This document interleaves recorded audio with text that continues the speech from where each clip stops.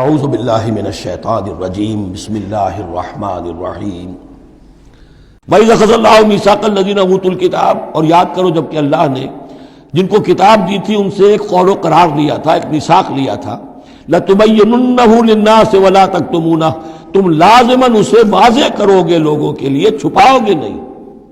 تم نے علم کو چھپا لیا، علم تو عام کرنے کی شے ہے۔ لَتُبَيِّنُنَّهُ لِلنَّاسِ وَلَا تَكْتُمُونَهُ، اسے چھپاؤ گے نہیں۔ فَنَبَذُوهُ وَرَاءَ ظُهُورِهِمْ، اس عہد کو انہوں نے اپنی پیٹھوں کے پیچھے پھینک دیا۔ وَاشْتَرَوْا بِهِ ثَمَنًا قَلِيلًا، اور بڑی ہلکی سی حقیر سی قیمت اس کی وصول کر لی۔ فَبِئْسَ مَا يَشْتَرُونَ، تو بہت ہی بری شے ہے جو وہ حاصل کر رہے ہیں، جو چیز انہوں نے قبول کی ہے۔ وَلَا تَحْسَبَنَّ الَّذِينَ يَفْرَحُونَ بِمَا أَتَوْا، اور نہ سمجھے وہ لوگ کہ جو اگر کچھ دے دیتے ہیں، کچھ نیکی کر لیتے ہیں، جو کچھ کیا ہے تو اس پر فرح بہت یعنی اینٹ رہے ہیں، اینڈ رہے ہیں، اکڑ رہے ہیں، ہم نے یہ کچھ کر دیا ہے۔ وَيُحِبُّونَ أَن يُحْمَدُوا بِمَا لَمْ يَفْعَلُوا، اور اس سے بھی اگلا درجہ ان لوگوں کا ہوتا ہے جو چاہتے ہیں کہ ان کی تعریف کی جائے ایسے کاموں پر جو انہوں نے کیے ہی نہیں ہیں۔ اور اس کی سب سے بڑی مثال آج کل کے دور میں سپاس نامے ہوتے ہیں، فلاں صاحب آئے سپاس نامہ پیش کیا جا رہا ہے، جو ان کے کہیں ساتھ پشتوں میں بھی کوئی کام ان سے نہ ہوا ہو وہ بھی ان کے کھاتے میں ڈال کر، یہ جو چاپلوسی ہوتی ہے تو وہ پسند کرتے ہیں اس کو۔ وَيُحِبُّونَ أَن يُحْمَدُوا بِمَا لَمْ يَفْعَلُوا، جو کچھ کیا ہی نہیں اس پر بھی ان کی تعریف کی جائے، اگر کچھ کر لیا تو کہنے کیا، اس کا تو ڈھنڈورا پیٹیں گے، اس کو تو شائع کریں گے، اس کا جو بھی ہوگا ڈنکے کی چوٹ بیان کریں گے، اس سے بھی آگے بڑھ کر جو کیا نہیں اس پر تعریف چاہتے ہیں۔ فَلَا تَحْسَبَنَّهُم بِمَفَازَةٍ مِّنَ الْعَذَابِ، تو مت سمجھنا ان کے بارے میں کہ وہ عذاب سے بچ جائیں گے۔ وَلَهُمْ عَذَابٌ أَلِيمٌ، اور ان کے لیے دردناک عذاب ہے۔ وَلِلَّهِ مُلْكُ السَّمَاوَاتِ وَالْأَرْضِ، اللہ ہی کے لیے ہے آسمانوں اور زمین کی بادشاہی۔ وَاللَّهُ عَلَىٰ كُلِّ شَيْءٍ قَدِيرٌ، اور اللہ ہر چیز پر قادر ہے۔ اب آ گیا ہے وہ آخری رکوع جو قرآن مجید کے عظیم ترین مقامات میں سے ہے۔ اس کی پہلی 6 آیتیں وہ ہیں کہ جس کے بارے میں روایت آتی ہے کہ جس شب میں یہ نازل ہوئی ہیں تو پوری رات حضور پر رقت آری رہی، آپ کھڑے بیٹھے لیٹے ہوئے روتے رہے۔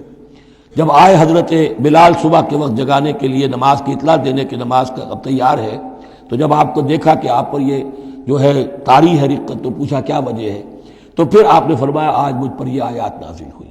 یعنی وہ رقت جو ہے وہ شکر کے جذبے کے تحت تھی، اتنی عظیم آیات۔ ایک یہ نوٹ کیجئے، یہ 20واں رکوع شروع ہو رہا ہے سورہ آل عمران کا، اور 20ویں رکوع کی پہلی آیت سورہ بقرہ میں کیا تھی؟ ان فی خلق السماوات والارض واختلاف اللیل والنہار والفلک التی تجری فی البحر بما ينفع الناس وما انزل اللہ من السماء من ماء فاحیا به الارض بعد موتها، وہ آیات الآیات، اسی کا خلاصہ ہے یہ۔ ان فی خلق السماوات والارض واختلاف اللیل والنہار، یقیناً آسمانوں اور زمین کی تخلیق میں اور رات اور دن کے الٹ پھیر میں، لآیات لأولی الالباب، ہوش مند لوگوں کے لیے نشانیاں ہیں۔ وہاں آیت ختم ہوئی تھی لآیات لقوم یعقلون، ان لوگوں کے لیے نشانیاں ہیں جو عقل سے کام لیتے ہیں، یہاں اولو الالباب۔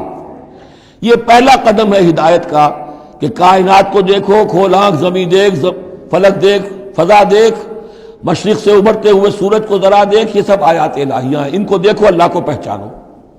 اگلا قدم کیا ہے؟ جب اللہ کو پہچان لیا اب اسے یاد رکھو۔ الذین یذکرون اللہ قیاما وقعودا وعلی جنوبہم، جو یاد رکھتے ہیں، ذکر کرتے رہتے ہیں اللہ کا، کھڑے بھی، بیٹھے بھی، لیٹے بھی۔ وَيَتَفَكَّرُونَ فِي خَلْقِ السَّمَاوَاتِ وَالْأَرْضِ، اور مزید غور و فکر کرتے رہتے ہیں آسمان اور زمین کی تخلیق میں۔ وہ ایک دوسرے نتیجے تک پہنچتے ہیں، پکار اٹھتے ہیں، ربنا ما خلقت ھذا باطلا، اے رب تو نے یہ سب کچھ بیکار تو پیدا نہیں کیا ہے، بے مقصد تو پیدا نہیں کیا ہے۔ اور پھر ذہن ان کا منتقل ہوتا ہے اپنی طرف، ہمارا مقصد کیا ہے، میں کس لیے پیدا کیا گیا، میری زندگی بس یہی ہے، کھاؤ پیو اولاد جنو اور دنیا سے رخصت ہو جاؤ، اللہ اللہ خیر صلی اللہ۔ تو کیا مقصد ہوا زندگی کا؟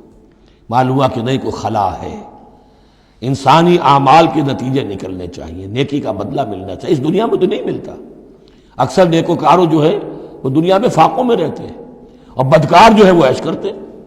تو کوئی اور زندگی ہونی چاہیے، کوئی اور دنیا ہونی چاہیے کہ جس میں بھرپور بدلہ مل جائے، مکافات عمل ہو۔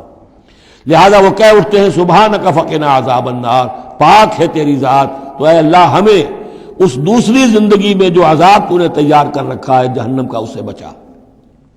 ربنا انک من تدخل النار فقد اخزیتہ، اے اللہ جس کو تو نے داخل کر دیا آگ میں اسے تو رسوا کر دیا، وما للظالمین من انصار، اور ظالموں کے لیے کوئی مددگار نہیں ہوں گے۔ صدق اللہ العظیم۔